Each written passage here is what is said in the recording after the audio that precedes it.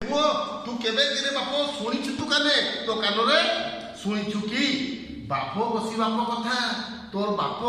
তোর কষি বাপ তোর জেজে বাপ বুঝলে দেখো সঙ্গী অর্থ সঙ্গরে লিখি দিয়েছি হর্ষের অর্থ হসি গসি বাপ অর্থ জেজে বাপ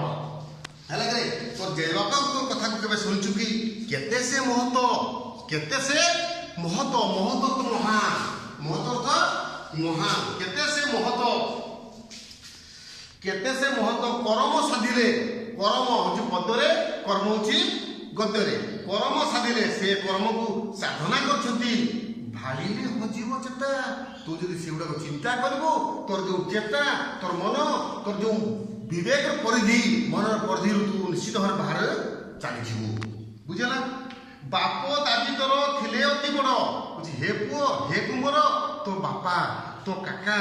ଅତି ବଡ଼ ଥିଲେ ସେମାନେ ବହୁତ ବଡ଼ ଥିଲେ ବହୁତ ବଡ଼ ମଣିଷ ଥିଲେ ରଖି ଯାଇଛନ୍ତି ନାମ ହେଲା ସେମାନେ ତାଙ୍କର ନାମକୁ ରଖିଯାଇଛନ୍ତି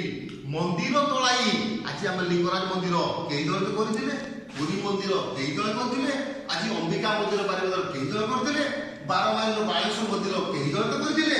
କି ପୋଖରୀ ଯେଭଳି ରାଜାମଦ ବା ଆମର ଇଦର ପୋଖରୀ ବା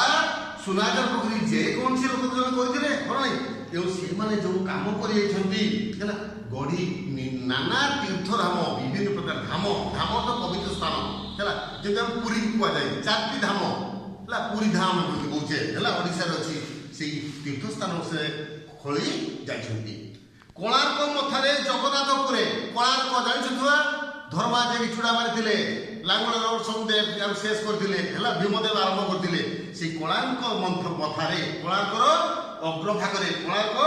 ଚୂଡ଼ାରେ ଜଗନ୍ନାଥପୁରେ ଅର୍ଥ ପୁରୀରେ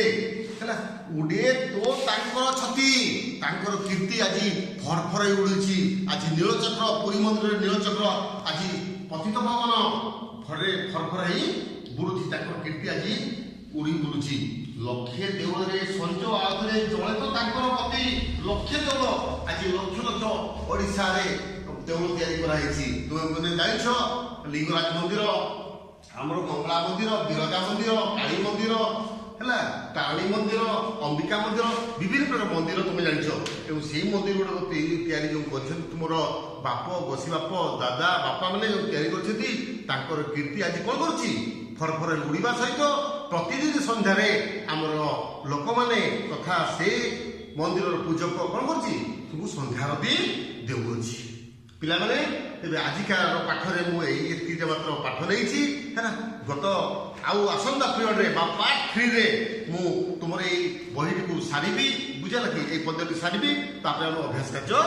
ଯିବା ଯାଉ ପିଲାମାନେ ତୁମେ ଘରେ ସୁସ୍ଥ ରୁହ ଏବଂ ଘରେ ରୁହ ଏବଂ ଅନଲାଇନ୍ ମାଧ୍ୟମରେ ପାଠ ପଢ଼ ବୁଝିଲା ତ ଏଣୁ ମୁଁ ତୁମକୁ ବିଶେଷ ଅନୁରୋଧ କରୁଛି ଯେ ତୁମେ ଏପଟ ସେପଟ ବୁଲାବୁଲି ନ କରି ଘରୁ ନ ବାହାରି ତୁମେ ପାଠଟିକୁ ଆୟତ୍ତ କର ହେଲା ଧନ୍ୟବାଦ ମୋ ଚ୍ୟାନେଲକୁ ଦେଖିବ ଭଲ ଭାବରେ ପଢ଼ିବ ଏବଂ ତାକୁ ହୃଦୟଙ୍ଗମ କରିବ ବା ମନେ ରଖିବା ଚେଷ୍ଟା କରିବ।